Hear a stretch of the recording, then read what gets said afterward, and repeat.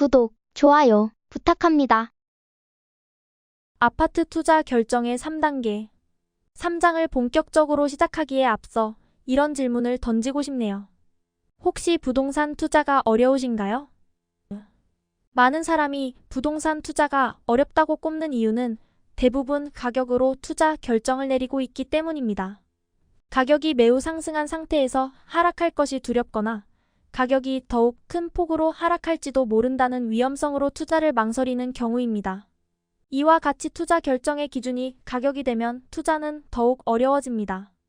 결정이 어려우니 계속 망설이게 되고 계속된 망설임은 적절한 투자 타이밍을 놓치게 합니다. 어떻게 하면 투자 결정을 쉽게 할 수 있을까요?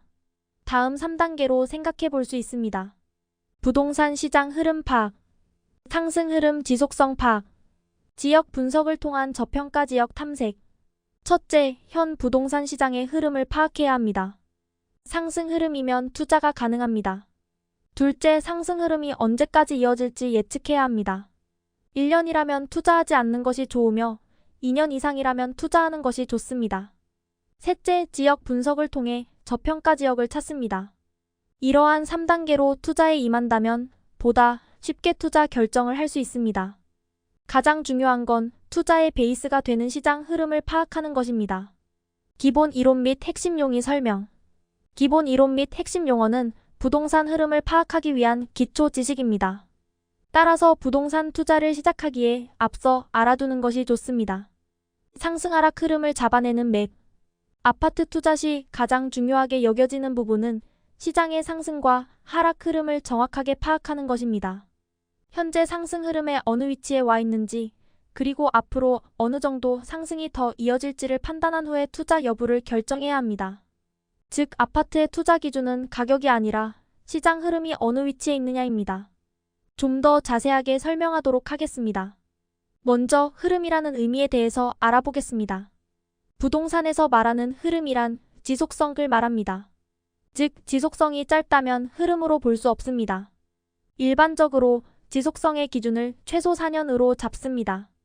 즉, 4년 이상 상승세를 보인다면 상승 흐름이라고 말할 수 있고 4년 이상 하락세를 보인다면 하락 흐름이라고 말할 수 있습니다. 흐름이 생기는 기준. 모든 아파트 시장에 흐름이 있는 것은 아닙니다. 아파트 시장에서도 흐름이 생기지 않는 경우가 존재합니다. 흐름이 생기려면 먼저 일정 방향으로의 꾸준한 거래가 필요합니다.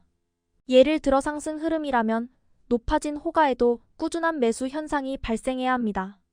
극단적으로 생각해 보겠습니다. 1년에 12건의 거래만 있다면 이것만으로 방향성을 판단할 수 있을까요? 단순한 거래 지표는 될 수 있어도 이것으로 흐름을 파악할 수는 없습니다. 결국 흐름이 보이려면 적어도 일정 이상의 거래가 있어야 합니다. 정확하게 말하면 일정 거래를 만들기 위한 최소한의 인구수가 필요합니다. 적어도 50만 명 이상 거주하는 지역이어야 부동산 시장의 흐름이 만들어질 수 있습니다. 즉, 인구수가 50만이 안 되는 지역은 흐름 파악이 어려우므로 투자처 자체에서 제외됩니다. 50만 명이 안 되는 도시의 경우 자체 거래량이 적을 뿐더러 외부 투자자로 인해 부동산 시장이 크게 좌우됩니다. 즉, 인구수가 적은 지역일수록 외부 투자자에 의해 가격 등락이 커집니다. 이는 흐름을 보고서 중장기적으로 투자하는 것이 아닌 투기판에 참여하는 것과 같습니다. 수요 공급 중 무엇이 더 객관적인 지표일까? 다음으로 부동산 시장에서 흐름이 만들어지는 간단한 원리를 살펴보겠습니다. 먼저 아파트 시장의 가격은 수요량과 공급량이 일치하는 곳에서 결정됩니다. 여기서 왜 흐름이 생길까요? 두 가지 중요한 이유가 있습니다. 잠깐 생각해 보겠습니다. 가격이란 수요와 공급이 일치하는 곳에서 만들어집니다. 그렇다면 어떤 상황에서 가격이 꾸준히 상승할까요? 네, 맞습니다. 수요가 공급보다 계속 많아지든가 공급이 수요보다 부족해지면 그렇습니다. 수요와 공급 이 둘의 관계는 상대적입니다. 절대 수치가 있는 건 아닙니다. 그렇다면 상승 흐름은 어떻게 만들어질까요? 상승 현상이 지속되려면 수요가 지속적으로 많거나 공급이 지속적으로 부족해야 합니다. 이를 통해 흐름이 형성됩니다. 여기서 수요는 사람들의 심리와 시장 분위기 등 다양한 이유로 결정되므로 정량적으로 확인할 수 없습니다. 단지 인구수에 비례하여 평균적으로 예측할 수 있습니다. 하지만 공급은 정확한 수치로 알 수 있습니다. 과거보다 공급이 많은지 적은지를 수치를 통해 비교할 수 있죠. 그래서 부동산 흐름을 파악할 때 객관적으로 사용할 수 있는 지표가 공급입니다. 아파트 시장 안정화와 건설사의 관계. 아파트 시장에서 흐름을 만들지 않고 가격을 안정적으로 유지할 수 있을까요? 시중에서 가격이 안정적인 상품들을 찾아볼 수 있습니다. 예를 들어 배추를 생각해 볼까요? 배추의 가격은 아파트에 비하면 상당히 안정적입니다. 가끔 장마철에 가격이 올라가지만 금세 안정을 찾아갑니다. 그 이유는 무엇일까요? 맞습니다. 짧은 시간에 공급이 가능하기 때문입니다. 자, 다시 본론으로 돌아가도록 하겠습니다. 아파트 시장의 중요한 특징은 공급을 원할 때 할 수 없다는 것입니다. 공급의 주체가 영리 집단인 민간 건설사이기 때문입니다. 다시 말해, 건설사는 손해를 본다고 여길 때 아파트를 건설, 즉 공급하지 않습니다. 그렇다면 건설사는 언제 공급을 많이 할까요? 당연히 이익이 발생할 때입니다. 기본적으로 건설사가 이익을 보는 경우는 두 가지입니다. 첫 번째는 분양 완판입니다. 미분양이 많이 날수록 손해를 보기 때문이죠. 두 번째는 높은 분양가입니다. 분양가가 높을수록 건설사가 얻는 이익이 커집니다.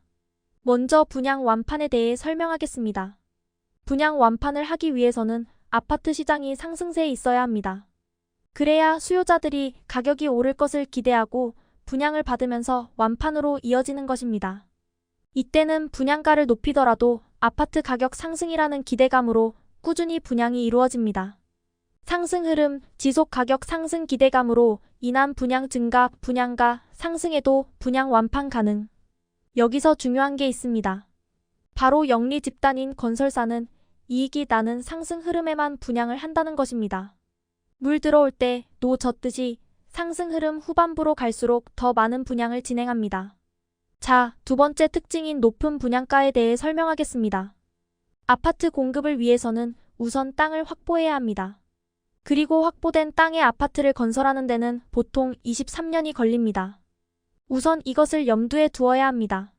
즉, 수요자가 많아 분양이 이루어지더라도 아파트에 실제로 입주하는 시점은 분양으로부터 23년 이후입니다. 건설사 입장에서는 23년 뒤를 상관하지 않습니다. 현재 분양을 완판하는 것이 중요하기 때문이죠. 분양만 완판되면 손해볼 건 없습니다. 그러므로 하락 흐름이 오기 전까지 최대한 많이 분양하려 합니다. 23년 뒤에 많은 분양 물량이 실입주로 이어지면서 수요 대비 공급이 많아지는 상황이 발생합니다. 즉 공급이 수요보다 많아지면 가격이 점차 하락하며 이는 미분양으로 이어져 공급자인 건설사는 분양을 멈추게 됩니다. 그러면 23년 뒤 다시 수요 대비 공급이 부족해지는 상황이 발생합니다. 따라서 아파트 시장에서는 어쩔 수 없이 상대적으로 공급 부족 시점과 공급 과다 시점이 발생할 수밖에 없습니다. 필연적으로 수요 공급의 균형이 틀어지는 구간이 생기는 것입니다. 아파트는 빈 땅의 착공부터 준공되기까지 23년이 걸리고 만약 땅이 없는 상태라면 토지 확보와 건물 준공까지 일반적으로 58년이라는 시간이 소요됩니다. 또한 재건축처럼 건물을 멸실하여 다시 준공하는 데는 대략 10년이 넘는 시간이 걸리기도 합니다. 이러한 시간적 차이로 수요 공급에 필연적으로 불균형이 만들어지므로 아파트 시장에서 상승 하락 흐름이 만들어질 수밖에 없습니다. 이런 질문을 하는 분도 계실 겁니다. 공급 기간이 오래 걸리니 꾸준히 공급하면 되지 않느냐? 이거 말이죠. 그리 되면 좋겠지만 쉽지 않습니다. 앞서 말했듯이 건설사는 이익이 나지 않는, 즉 분양 완판이 되지 않는 시점에는 공급을 하지 않으므로 꾸준한 공급은 불가능합니다. 그렇다면 국가가 그 일을 도맡으면 되지 않냐는 의견도 나올 법하지만 막대한 예산이 투입돼야 하기 때문에 실현되기가 매우 어렵습니다. 미분양 수치는 부동산 시장 분석에서 매우 중요한 데이터입니다. 미분양 수치로 수요 공급의 균형을 확인할 수 있기 때문입니다. 그럼 미분양에 대해서 좀 더 깊이 있게 살펴보겠습니다. 먼저 미분양이란 쉽게 말하면 부동산 시장의 소화 불량 상태라 할 수 있습니다. 미분양이 많다는 것은 수요에 비해 공급이 많은 상태라는 것이죠. 여기서 준공 후 미분양에 대해서도 확인할 필요가 있습니다. 준공후 미분양은 미분양 중에서도 악성 미분양이라 말할 수 있습니다. 아파트가 준공된 후에도 미분양이 지속되는 상태로서 일반적으로 투자자뿐 아니라 실수요자에게도 인기가 없는 지역에서 발생하는 경향이 있습니다. 따라서 준공 후 미분양이 있는 지역에 투자할 때는 좀 더 면밀하게 분석할 필요가 있습니다. 분양에 대한 오해와 진실. 이제 모든 부동산 투자자가 투자 전에 미분양 데이터를 봅니다. 그런데 많은 투자자가 미분양이 많은지 적은지에 대한 기준을 따로 세우지 않습니다. 또한 이러한 데이터를 어떻게 활용해야 하는지 모르는 경우도 많습니다. 자, 몇 가지 예를 들어 설명하겠습니다. 먼저, 미분양이 발생하면 무조건 나쁠까요? 정답은 아니오입니다. 적정 미분양 수치 아래에서의 미분양 수 증감은 시장에 영향을 주지 않습니다. 갑자기 분양이 많아지면 일시적으로 미분양이 증가할 수 있습니다. 예를 들어, 시 미분양 수치가 200호였는데 갑자기 800호로 증가했다고 해서 절대 투자하면 안 될까요? 그렇지는 않다는 것입니다. 따라서 해당 지역의 적정 미분양 수치 이하에서는 증감이 중요하지 않습니다. 상승 흐름이었다면 시간이 흐르면서 미분양은 소화되고 원래 시장의 흐름대로 흘러갈 것이기 때문이죠. 참고로 적정 미분양 수치는 과거 하락 흐름 시기를 통해 유추해 볼 때 아래와 같은 식으로 산출할 수 있습니다. 적정 미분양 수치 인구수 x 0.1%. 만약 미분양이 적정 미분양 수치를 넘어섰다면 절대 투자해서는 안 됩니다. 또한 적정 미분양 수치는 넘지 않았지만 추후 분양 물량이 많다면 투자에 신중해야 합니다. 반대로 미분양 수치가 줄어들고 있다면 투자 타이밍일까요? 그렇지도 않습니다. 미분양 수치가 감소하다가 적정 수치 이하로 내려가고 또 앞으로 분양 물량이 적정 수요 이하로 지속될 때가 적당한 투자 타이밍입니다. 미분양 수치가 적정 이상이지만 앞으로 분양 물량이 급격히 줄어든다면 좋은 투자 타이밍이 될 수 있습니다. 이런 경우 저점을 잡을 수 있습니다. 남들이 공포에 떨고 있을 때 좋은 입지를 선점하는 것입니다. 핵심은 미분양 수치로 시장 상황을 파악할 수 있고 투자 결정에는 앞으로의 공급이 기준이 된다는 사실입니다. 이렇게 미분양의 중요한 특징을 확인해 보았습니다. 투자에 있어서 상당히 중요한 지표이므로 미분양 수치는 매월 체크하는 습관을 들이는 것이 좋습니다. 미분양 수치만으로 그 지역의 상황을 간단하게 파악할 수 있기 때문입니다. 분양 수치 분석 방법. 미분양 수치를 분석할 때는 단순 지역별이 아닌 서로 연관 있는 지역 단위로 확인해야 합니다. 여기서 서로 영향을 주는 지역 단위를 명확히 알 필요가 있습니다. 서울, 경기, 인천, 대전, 세종, 부산, 경남 등입니다. 예를 들자면 서울의 미분양 수치만 살피지 말고 서울, 경기, 인천을 합친 미분양 수치로 분석해야 합니다. 수도권은 서로 물량을 공유하여 영향을 주는 관계에 놓여 있기 때문입니다. 그렇다면 물량을 공유하는지 어떻게 알 수 있을까요? 방법은 간단합니다. 전세 가격 지수의 움직임을 보면 알 수 있습니다. 전세 가격은 공급 물량이 하여 움직이는 지표 중 하나입니다. 따라서 서울과 경기도가 물량을 공유하지 않는다면 경기도의 공급 시 서울과 경기도의 전세 가격 지수는 상이하게 움직일 것입니다. 즉, 경기도의 과공급으로 인한 전세 가격 하락이 서울의 전세 가격 하락으로 이어지며 이는 결국 서울과 경기도가 물량을 공유하는 관계라는 것을 의미합니다. 따라서 물량을 공유하는 관계 지역은 반드시 미분양 수치도 같이 봐야 한다는 결론을 낼 수 있습니다. 그렇다면 미분양에 영향을 줄 수 있는 요인에는 무엇이 있을까요? 여러 가지 요인이 있겠지만 단 한 가지만 기억하시면 됩니다. 바로 공급입니다. 공급 물량이 많다면 미분양 가능성 또한 커지겠죠. 하지만 신중히 투자하려면 좀 더 정확하게 알아야 합니다. 미분양 발생 조건은 아파트 시장의 적정 수준 이상의 지속적인 과공급이 이루어질 때입니다. 즉, 한두 해 정도 과공급이 된다고 미분양이 위험 수준으로 가진 않는다는 것입니다. 분양과 정부 정책과의 관계. 미분양과 관련하여 많은 사람이 헷갈려하는 것이 있습니다. 정부 정책 규제의 사람들의 매수 심리를 완전히 꺾어 놓아서 이로 인해 미분양이 발생할 수 있다고 말입니다. 예를 들어 민간 택지 분양가 상한제의 경우를 생각해 보겠습니다. 2007년 9월 민간 택지 분양가 상한제를 실시할 때 정책의 본 목적은 분양가에 상한선을 두어 구축 아파트의 가격을 떨어뜨리는 것이었습니다. 그리고 정부의 의도대로 수도권 아파트 시장은 미분양이 급격히 늘어나며 하락세에 접어들었습니다. 그렇다면 분양가 상한제가 미분양에 영향을 미쳤을까요? 부동산 투자에 임한다면 이러한 점을 분석해야 합니다. 즉, 분양가 상한제라는 정책이 미분양을 만든 근본적인 원인인지를 말입니다. 이것은 2007년 9월과 2019년 11월 수도권의 아파트 미분양 추이를 비교해보면 알 수 있습니다.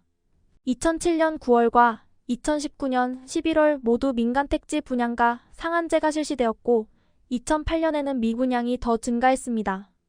2020년은 오히려 분양가 상한제 이후로 미분양이 더 감소했습니다.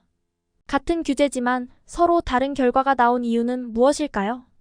2000년부터 2010년까지 서울 경기 지역에는 적정 수준 이상의 지속적인 아파트 공급이 이루어졌습니다.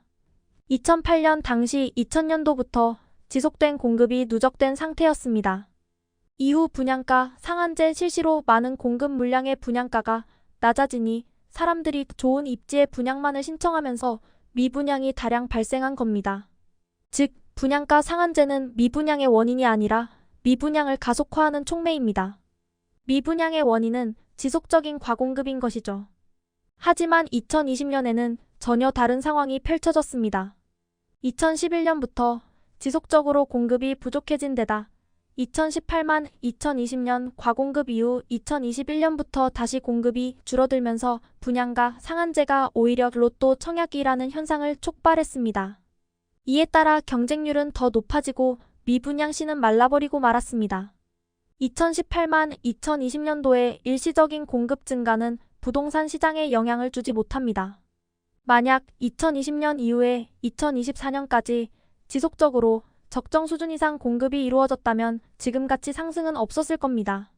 즉, 같은 정책이지만 당시 공급의 지속성 여부에 따라 상이한 결과가 나왔을 뿐 정책 자체가 미분양의 원인이 될 수 없습니다. 전세가율 개념.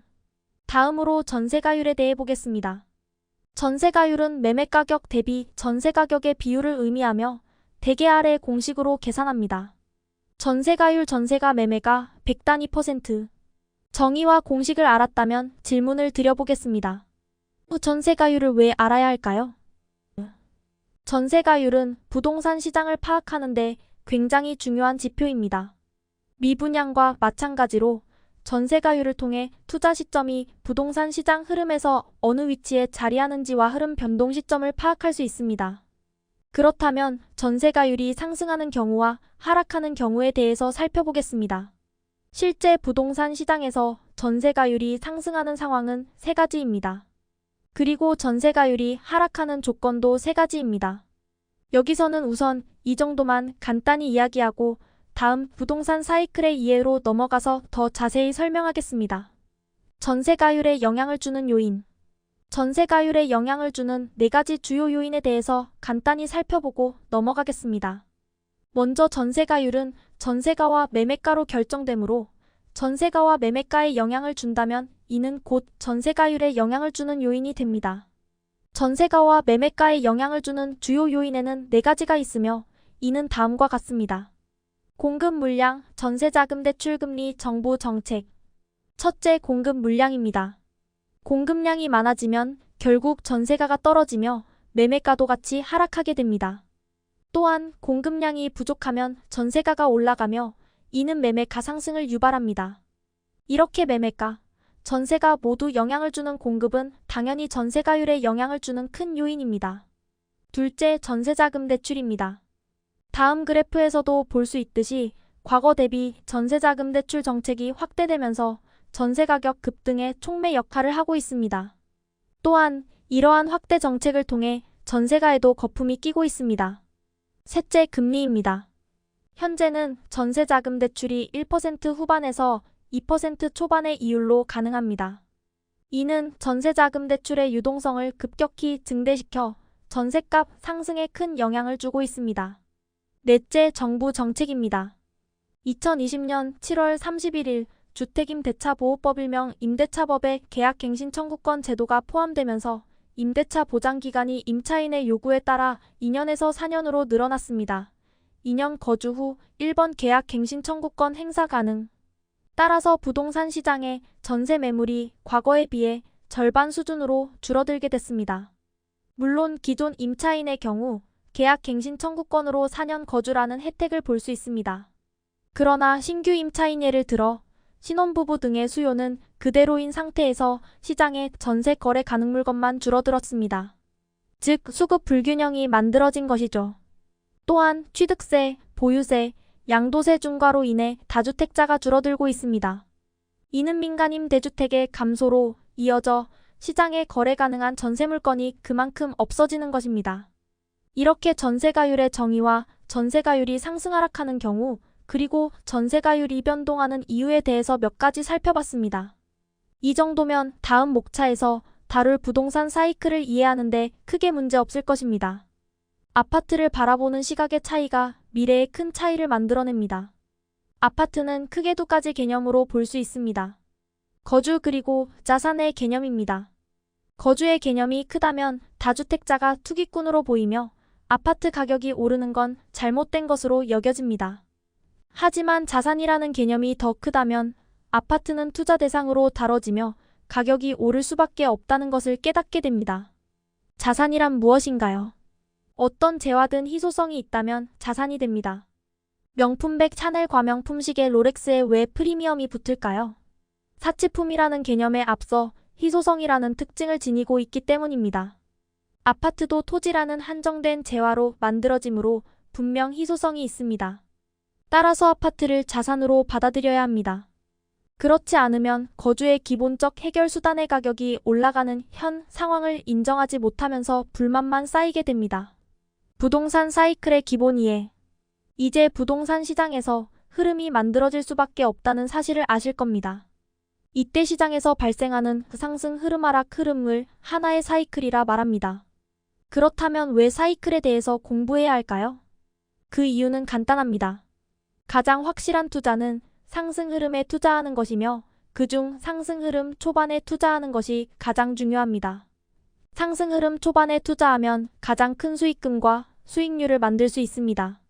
따라서 사이클 공부는 필수이며 이는 투자의 핵심이라 할 수 있습니다. 부동산 투자의 상승 하락 흐름을 알기 위해서는 기본 사이클에 대한 이해가 선행되어야 합니다. 물론 제가 여기서 설명하는 사이클로 항상 100% 정확한 예측을 할 수 있다고 볼 수는 없습니다. 그럼에도 부동산 시장의 흐름을 이해하는 대기초적인 수단이므로 정확히 이해하고 있어야 실전에서 사이클 이론을 응용할 수 있습니다. 상승기 초반부터 하락기 후반까지의 순서로 설명하도록 하겠습니다. 상승기 하락기에 따른 매매가 전세가 전세가율 추세. 상승 흐름 초반. 상승 흐름 초반, 즉 상승기 초반은 과거의 오랜 침체기인 하락기 후반 이후에 찾아옵니다. 하락 흐름 후반에 이르면 수요자들은 매매를 꺼리고 전세 거주를 택합니다. 따라서 하락기 후반을 먼저 설명드리면 매매 수요가 적고 전세 수요가 많은 상태로 매매가는 떨어지고 전세가는 점점 상승하게 됩니다. 상승기 하락기에 따른 매매가 마이너스 전세가 전세가율 추세. 전세값이 상승하다 보면 실거주자 입장에서 매매와 전세 실거주 비용의 폭이 점점 줄어들게 됩니다. 이에 따라 많은 전세 수요자가 2년마다 계약을 갱신하거나 이사하는 것보다는 차라리 주택을 매수하여 안정적으로 거주하는 방법을 택합니다. 이에 따라 상승기 초반으로 시장 흐름이 넘어가게 됩니다. 이렇게 상승기 초반에서는 전세가 상승으로 매매 실거주 대비 전세 거주 비용 차이가 줄어들수록 전세 수요가 매매 수요로 넘어가게 됩니다. 이렇게 매매 수요가 점차 늘어나며 매매가 또한 천천히 상승하는 모습을 보입니다. 아직은 매수의 확신을 가질 만한 시기가 아니므로 매매가가 천천히 상승하며 전세가와 차이가 벌어지면 이내 전세 수요가 늘어나고 전세값은 뒤따라 상승합니다. 참고로 이 시기에는 매매가보다 전세가의 상승률이 더 크며 전세가율도 꾸준히 상승하게 됩니다. 이렇게 엎치락뒤치락 매매가와 전세가가 모두 상승하는 시기가 상승기 초반입니다. 아래와 같이 실제 아파트 실거래가 그래프를 보면 이해하기 더 쉬울 겁니다. 미금역 까치마을 롯데 성경 아파트 매매가 전세가 추이. 여기서 중요하게 살펴야 할 건 매매가를 밀어 올리는 원인이 전셋값이라는 겁니다. 그리고 전셋값 상승의 원인은 앞서 오랜 하락 기간 동안 건설사의 분양이 멈췄고 이후 시간이 흐르며 시장의 공급 물량이 부족해진 탓입니다. 즉, 상승 흐름 초반을 만들어내는 본질은 공급 부족입니다. 심화학습. 전세가율로 상승 하락 흐름의 위치를 대략 알 수 있습니다. 많은 투자자가 전세값 상승으로 매매가를 올리는 시점을 전세가율로 판단하곤 했습니다. 지역마다 상이하지만 수도권 기준 전세가율 60% 정도 선에서 전세 거주자들이 매매 수요로 이동합니다. 여기서 중요한 건 상승 시점을 확인하는 지표가 전세가율이라는 점이지 60%가 아닙니다. 기준이 되는 수치는 항상 변할 수 있기 때문이죠. 서울 전세가율. 그렇다면 언제 이 기준이 변경될까요? 앞서 수요 변경 원인이 거주 비용이라고 설명한 바 있습니다. 그러므로 전세가율이 60%더라도 거주 비용의 차이를 만들 수 있는 건 바로 금리입니다. 즉, 금리가 변동되면 이 기준은 변할 수 있다는 말이죠. 예를 들어 금리가 낮아졌다고 해봅시다. 그렇다면 과거엔 전세가율 60% 선에서 전세 수요가 매매 수요로 이동했다면 금리 하락 시에는 더 낮은 선에서 이동할 수도 있을 겁니다. 정확히 전세가율 얼마쯤에서 상승 흐름 변곡점이 올지는 알 수 없습니다. 하지만 기준의 변경 요인을 숙지하고 있으면 저금리 상황에서 전세가율 60%선 도달 전에 선제 투자가 가능합니다. 제가 분석한 결과로는 현재 저금리 기조에서 전세가율이 5,055% 정도로 올라왔을 때 공급 부족이라면 상승 흐름 초반으로 충분히 판단할 수 있습니다. 따라서 다음 부동산 사이클에서 전세가율이 5,055% 부근에 도달하면 실거주할 집을 대출을 이용하여 매매하고 상승 흐름 초반 규제 완화 상태. 그리고 점점 전세가율이 올라가면 갭 투자로 주택수를 늘려나가는 전략을 사용하시면 됩니다. 심화학습. 매매에서 전세로 또는 반대로 수요가 이동하는 데에 영향을 주는 요인이 하나 더 있습니다. 바로 노후도입니다. 노후도가 심할수록 전세 가격 상승폭은 낮아집니다. 따라서 전세가율 상승의 한계치도 떨어집니다. 우리나라의 경우 1980년대 중반부터 아파트가 대규모 건설되었습니다.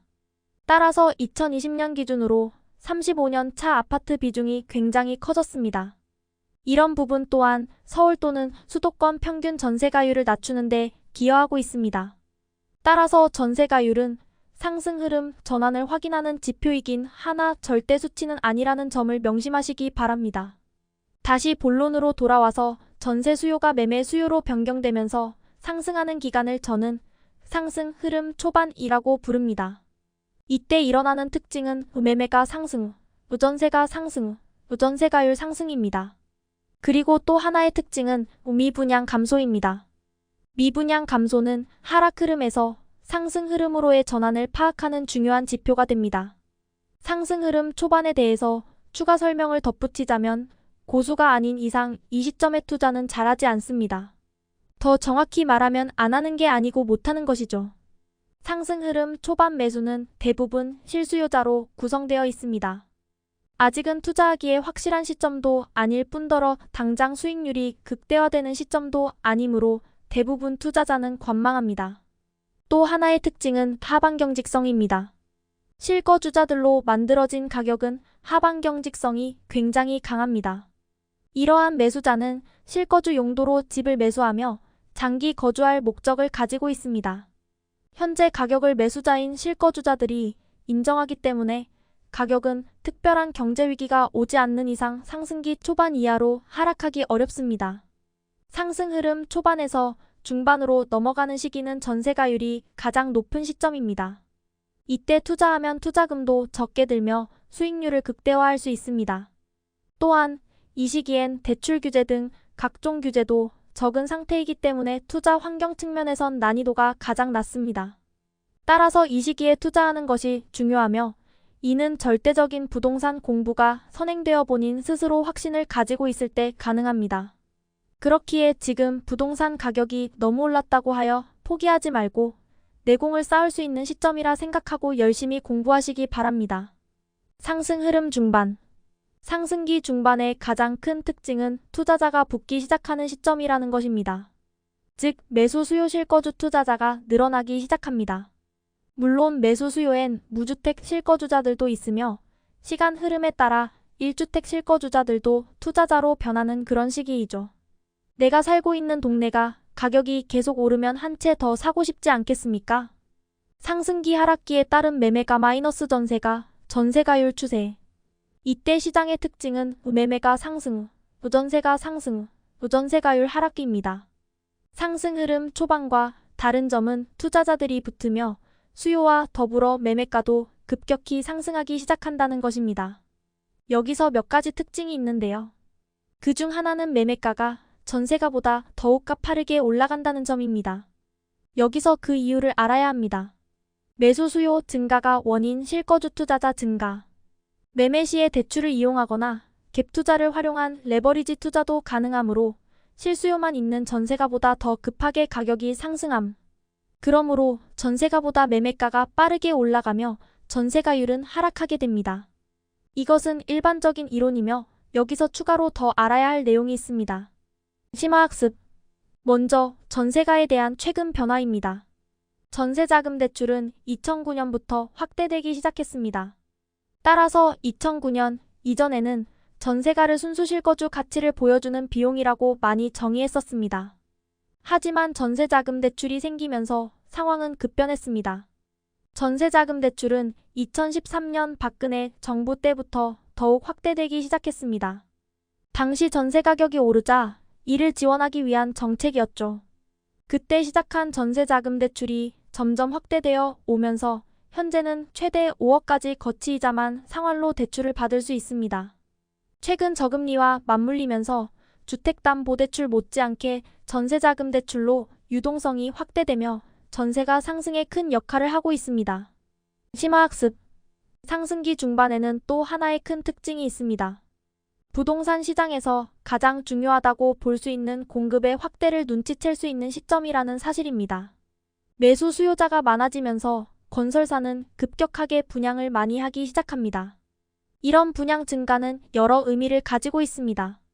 먼저 미래의 대규모 공급을 확정합니다. 중요한 건 확정입니다. 주택시장에선 단순 공급 예정이 아닌 확정된 공급이 중요합니다. 그리고 인허가 물량을 통해 공급 확대를 빨리 확인할 수 있습니다.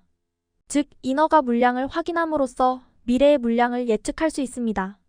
하지만 인허가 이후 착공하지 않는 경우가 종종 있다는 점을 주의해야 합니다. 현재 기준 최대 5년까지 인허가 후 착공을 연기할 수 있습니다. 그래서 인허가는 미래 물량을 예측하는 수단으로 참고할 뿐 절대 지표는 확정된 착공 물량으로 파악해야 합니다. 부동산은 확정된 물량이 중요합니다. 정부에서 발표하는 예정 물량에 흔들릴 필요가 전혀 없습니다. 심화학습. 분양권에는 프리미엄이 붙습니다. 그 이유는 다양합니다. 기본적으로 상승 흐름 초반에는 오랜 기간 공급이 적은 상태였기에 신축 아파트의 희소성이 커져 프리미엄이 형성됩니다. 물론 분양권 신축 아파트 가격 상승은 주변 구축 아파트 가격 상승으로도 이어집니다. 프리미엄이 상승하면 분양 열기는 더욱 과열되며 영리 집단인 건설사는 더 많은 분양을 이 시기에 하려고 합니다. 건설사는 이익을 증대시키는 것이 가장 큰 목적이기 때문입니다.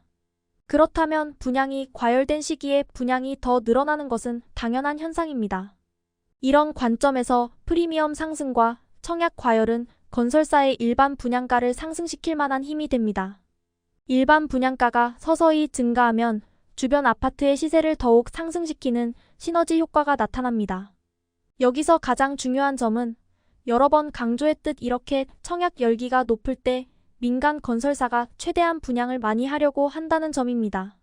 한국은 선분 양제도이기 때문에 건설사 입장에서 분양만 완료된다면 손해볼 일이 없습니다. 그러니 물 들어올 때 노 젓듯 분양이 쏟아집니다. 이는 36년 뒤 과공급과 하락 흐름 전환을 만들어내는 주요 원인이 됩니다. 한편 상승기 중반 부동산 시장에 주목받고 있는 상품이 또 있습니다. 바로 재건축 재개발입니다. 분양권과 동일하게 신축 아파트로 재탄생할 수 있기 때문에 상승기 중반에서 분양 못지않게 재건축 아파트도 인기가 높아집니다. 따라서 가격도 크게 상승하게 됩니다. 그러므로 재건축 아파트 투자 타이밍 또한 상승기 초중반이라 할 수 있습니다. 상승 흐름 후반. 상승기 후반을 알 수 있는 가장 중요한 지표는 바로 전세가 하락입니다. 전세가는 왜 하락할까요? 상승기 중반에 시작된 분양 아파트들이 공급을 시작하기 때문입니다. 공급 물량에는 실거주 목적도 있겠지만 투자 목적의 물건도 많습니다. 따라서 입주 시점에 부동산 시장에 전세 물건이 쏟아져 나옵니다. 상승기 하락기에 따른 매매가 전세가 전세가율 추세. 먼저 입주 세대가 일시적으로 많아지면 필연적으로 전세가는 떨어지게 됩니다.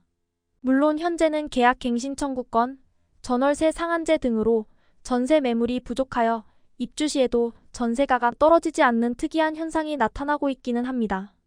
일시적으로 입주 물량이 늘어나더라도 시간이 지나면 전세 매물이 소진되며 전세 가격은 다시 올라갑니다.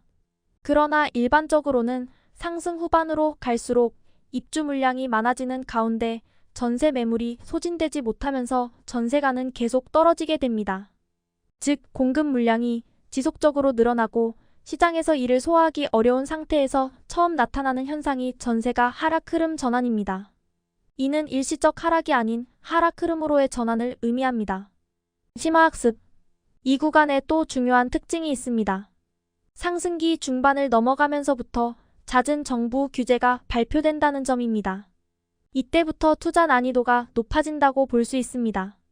말 그대로 난이도가 높아진다는 것이지 투자를 못하는 건 아닙니다.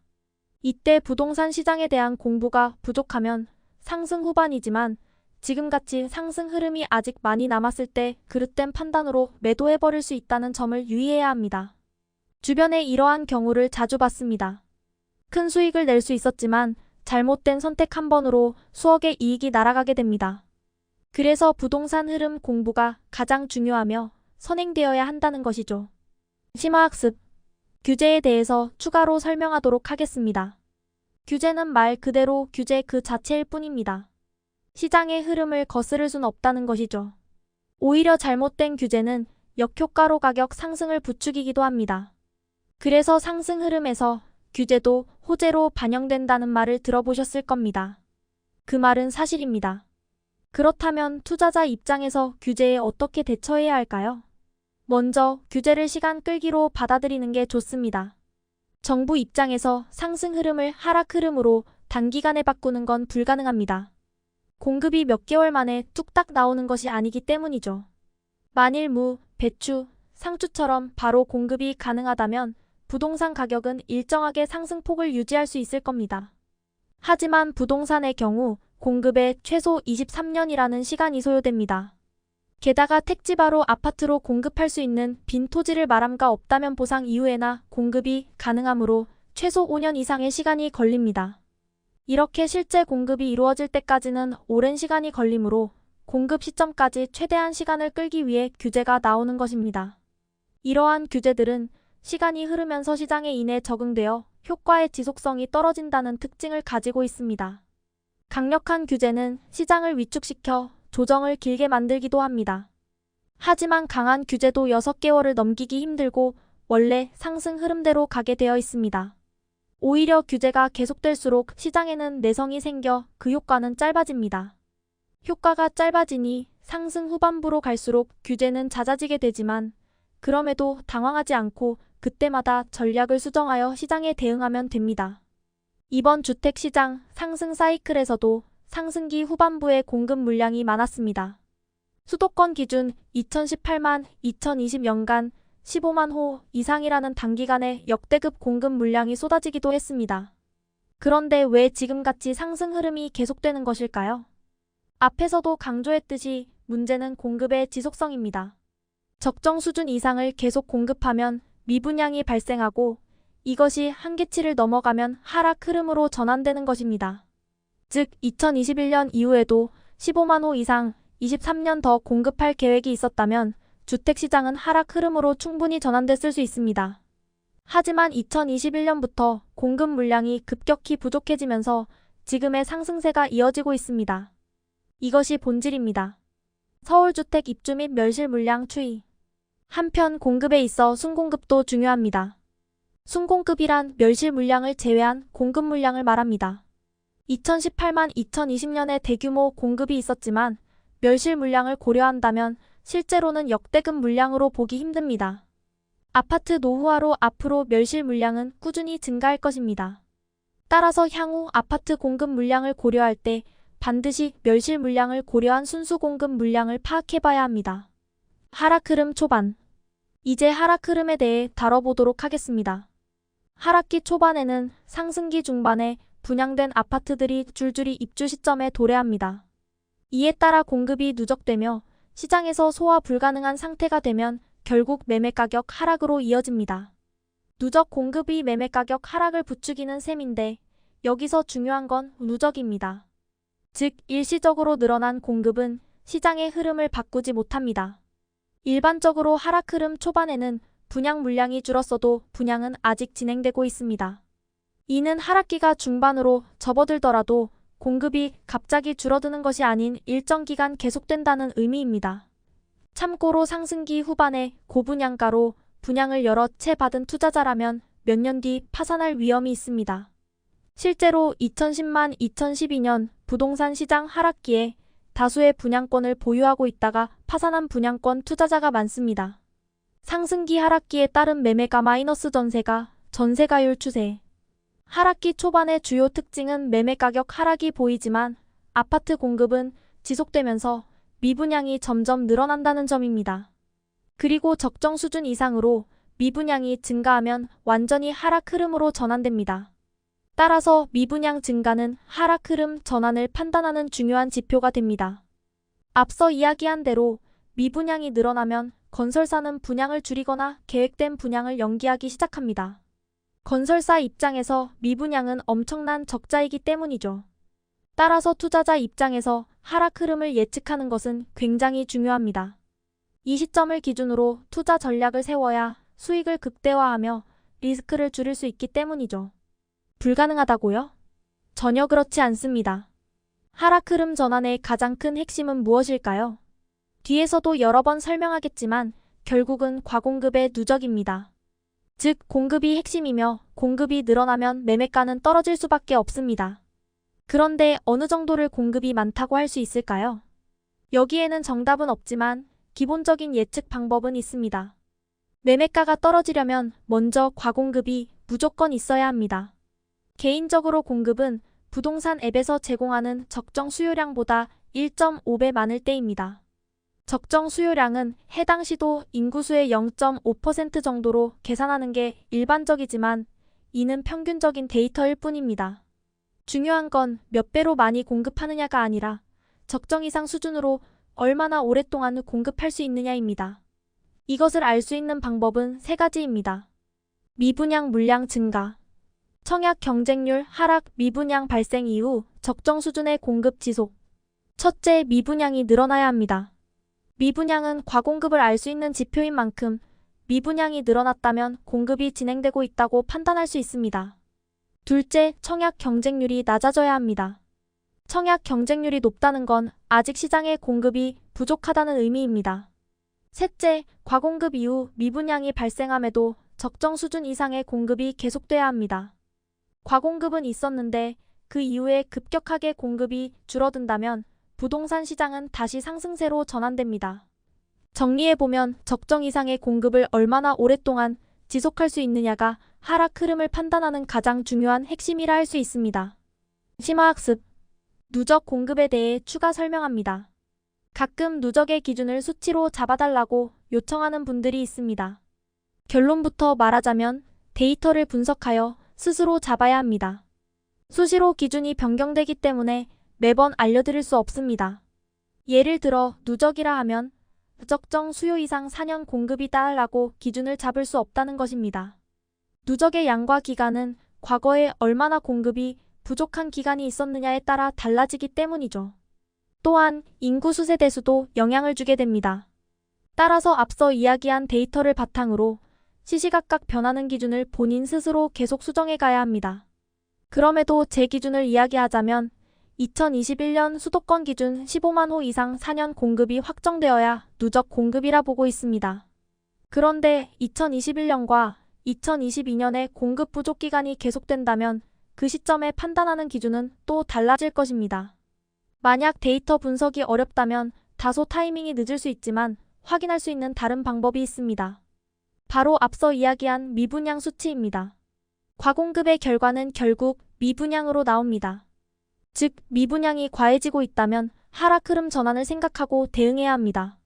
문제는 미분양이 꾸준히 상승해야 한다는 것입니다. 시장이 소화하지 못할 수준 이상으로 넘어가야 결국 배탈이 나게 됩니다. 수도권 기준으로 미분양 한계치는 2만 호이며 매도 타이밍은 1만 5천 세대가 넘어가고 추후 입주 물량이 적정 이상일 때입니다.